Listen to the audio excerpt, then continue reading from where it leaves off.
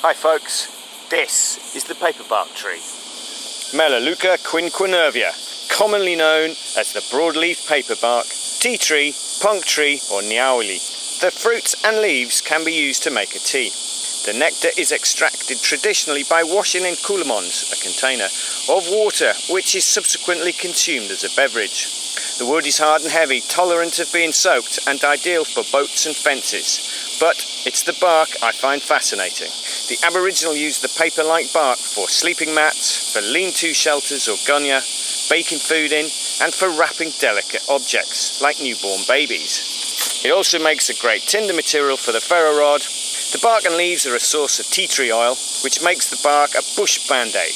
It's useful for treating stings, burns and skin infections of all kinds. It's one of the most important natural antiseptics, and it merits a place in any natural first aid kit. That's it folks, hope you liked it.